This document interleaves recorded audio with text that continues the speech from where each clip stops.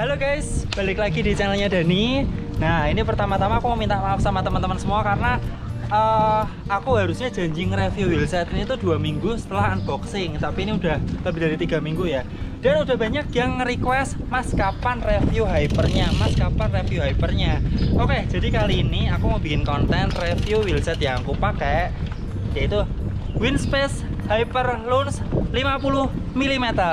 Nah, kita cari tempat yang enak lagi. Cari tempat yang enak dulu buat review. Let's go.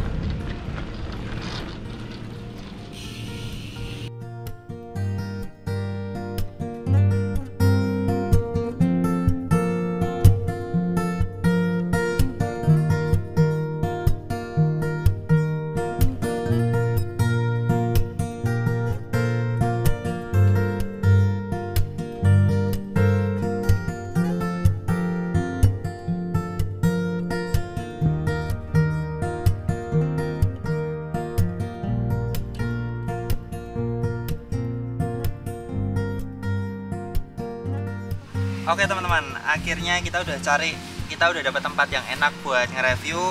Oke, wheelset yang aku pakai ini Winspace Hyper Launch. Ini profilnya 50 mm. Nah, kalau kalian mau tanya pendapatku mengenai desainnya, kalian bisa cek video unboxing yang ada di sini. Nanti aku tampilin. Itu aku udah tunjukin detail desainnya. Ini wheelset keren banget. Dan di sini aku mau khusus nge-review tentang performanya serta dari segi value alias harga, apakah worth it atau enggak. Yang pertama mungkin lebih enak kalau kita bagi dua aja ya. Kalau kita ngomongin suatu barang itu kan pasti punya kelebihan dan punya kekurangan. Nah, kita mau bahas kelebihan dan kekurangan dari Winspace Hyper Launch ini.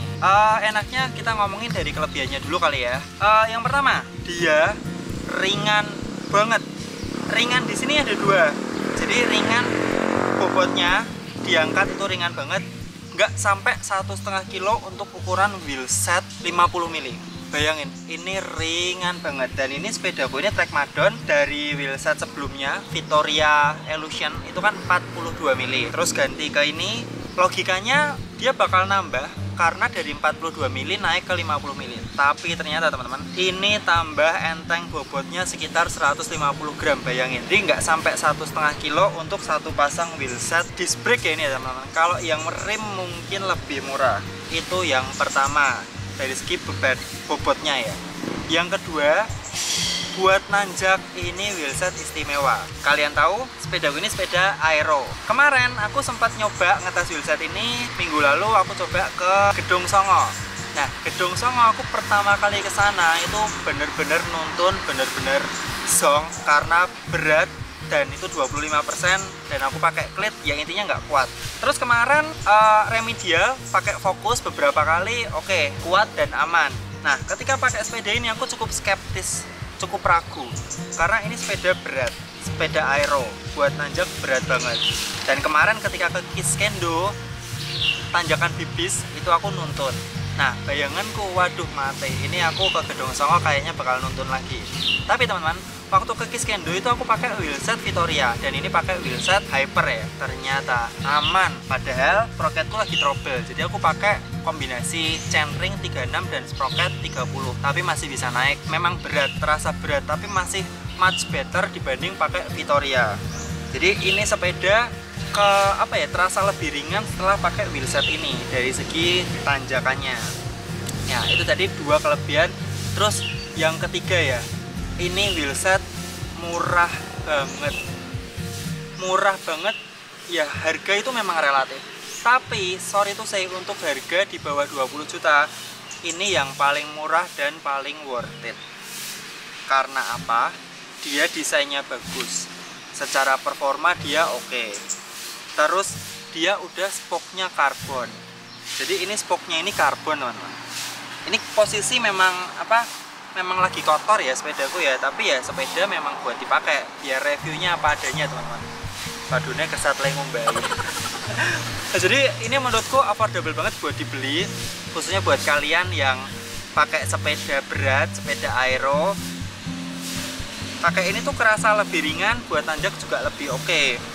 Jadi buat ukuran wheelset di bawah 20 juta ini rekomen banget buat kalian beli. Nah, tiada gading yang tak retak. setiap hal pasti ada kelebihan, ada kekurangannya. Sekarang aku mau ngomong kekurangannya, teman-teman. Yang pertama, ini terasa sedikit ngeleang. Ngeleang itu apa? Ngeleang itu apa, Pak kameramen? Oleng. Oleng ya, terasa sedikit oleng. Aku nggak ngerti kenapa ya. Mungkin karena ringan. Mungkin karena ringan, jadi dia terasa oleng. Kalau kena angin gitu terasa oleng. Padahal ini frame ini tuh lumayan enak buat nahan speed walaupun kena angin. Ya, jadi terasa ya itulah ngeleang. Kalau bahasaku ngeleang. Itu yang pertama. Yang kedua, ini personal ya, karena rumahku itu teman-teman, aku cerita dulu, rumahku itu tiap berangkat 2 kilo berangkat dan 2 kilo pulang itu paving. Jadi paving itu kan lebih keras dari aspal dan bergelombang. Nah, pakai wheelset ini itu kerasa getar semua. Nah, kerasa kayak gitu. Ini kalau dari menurutku ya, analogiku itu dia kayaknya karena spoknya karbon. Kalau yang sebelumnya pakai spok non karbon itu dia bisa lebih meredam getaran. Tapi kalau pakai spok karbon ini terasa stiff banget, jadi kita kayak kegoncang-goncang gitu. Tapi buat di aspal ini nggak ada masalah, halus, mulus, enak, nggak masalah banget. Jadi ya buat kalian kalau mau beli wheelset ini tapi rumah kalian atau rute goes kalian banyak paving atau jalannya tuh jelek, aspal yang banyak bolong-bolong, jadi mendingan dipikir lagi ya, karena asli nggak nyaman. 2 kilo itu nggak nyaman. Nah, buat solusinya kalau pakai udah keburu beli wheelset ini atau udah keburu inden, kalian bisa ngakalin dengan pakai ban yang lebar. Dengan ban 28, PSI-nya tuh kan direkomendasikan di 90-an doang. Itu pasti bakal lebih enak, lebih nyaman, lebih empuk. Karena kalau yang ban 28 tuh dia lebih banyak yang menyentuh ke tanah, ke media ya, ke rute. Itu kelemahan yang kedua. Kelemahan yang ketiga, nah ini aku nggak ngerti nih. Kelemahan yang ketiga ini dia relatif rada susah didapetin. Jadi ini kan dari Cina, wheelset Cina. Kadang kita cari yang 50 mili itu nggak ada. Terus kita harus nunggu datangin dari luar. Nah itu menurutku jadi kekurangan sih. Mungkin udah ada reseller resminya di Indo, aku nggak tahu ya. Itu kelemahan dari wheelset ini. Tapi kalau kalian nggak peduli atau nggak masalah dengan nunggu sekitar 2 minggu sampai 1 bulan, ya itu nggak jadi kekurangan sih. Itu aman banget. Terus apa ya, kayaknya sih aku ngerasain selama kurang lebih 3 minggu ini cuman itu aja sih.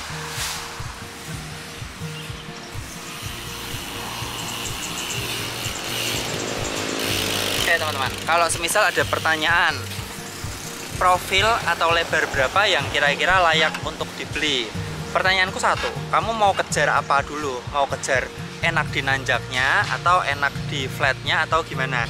Jadi kalau Hyper ini dia ada 3 pilihan rim. Yang pertama lebar 3,8 cm, lalu yang aku pakai ini lebar 5 cm, sama satu lagi tuh yang 6,5 cm. Nah yang 6,5 cm itu pun secara bobot dia masih lebih ringan daripada brand lain. Jadi kalau pertanyaannya lebar rim berapa yang layak untuk dibeli, kalau aku pribadi, aku dari awal pilih 50 karena ini bisa mengakomodir keperluanku buat speed di flat, tapi dengan bobotnya yang ringan dia masih enak buat dipakai nanjak. Nah kalau kalian mungkin ada di kota Malang, Solo, Bogor yang bener-bener isinya tuh naik turun, aku pasti ngerekomen yang 38.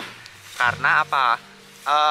Wheelset itu bukan sekedar ringan dinaikin, tapi kalau kita pilih rim yang makin tipis otomatis makin aman. Dalam arti itu dari angin samping kanan kiri tuh dia nggak gampang oleng teman-teman. Kalau yang 50 mili dia masih kerasa kena angin. 38 aku rasa bakal jauh lebih enak, jauh lebih nggak kerasa lah anginnya lah. Nah terakhir, kalau kamu pengennya kebut-kebutan di jalan raya doang, atau kamu punya satu sepeda yang khusus buat nanjak, nah terus pengen nge-build bikin sepeda yang khusus buat datar, nah kamu bisa pilih yang 6,5 cm. Itu pasti buat nahan speed pasti enak banget. Terus buat akselerasi ya berat di awal, tapi pasti top speednya pasti bakal enak banget dan dia lebih save power, irit power. Terus tadi aku sempat lupa ya, aku belum bilang kalau Hyper ini akselerasinya enak teman-teman. Jadi kalau kita di lampu merah jebret atau di belokan, terus kita butuh akselerasi yang good gitu, dia bakal mentransfer powermu tuh dengan cukup optimal ya, nggak ngeleot gitu loh ya. Mungkin karena wheelset ini punya stiffness level yang cukup baik, ditambah dengan rujinya ini yang karbon teman-teman. Oke teman-teman, sekarang akhir kata alias kesimpulan buat kalian yang lagi cari wheelset dengan budget yang kisaran 15-20 juta, aku sangat merekomendasikan wheelset ini. Ini layak banget kalian beli. Dan buat yang tanya, Mas gimana reviewnya Bang, gimana reviewnya Bang, layak gak dibeli? Nah ini sekarang aku jawab, kalian bisa beli sekarang karena ini worth it banget, enak banget. Tapi kalau kalian punya budget lebih, ya itu terserah kalian ya. Karena kalau wheelset itu kan otomatis makin mahal, biasanya makin enak. Cuman so far aku ngerasa wheelset dengan harga di bawah 20 juta ini bisa secara kualitas dan secara rasa performa itu bisa diadu dengan wheelset yang harga sekitar 20 jutaan, bahkan sampai 30 jutaan rasanya masih sama. Oke, mungkin gitu aja teman-teman. Dan kalau ada pertanyaan dan saran, jangan sungkan langsung tulis di kolom komentar. Aku rasa udah cukup jelas penjelasanku tentang Hyper ini. Semoga nggak ada yang kelewatan ya. Tapi kalau kelewatan ya tinggal tanya aja lah, jangan sungkan-sungkan. Oke teman-teman, sampai jumpa di video berikutnya. Tetap zen dan tetap semangat.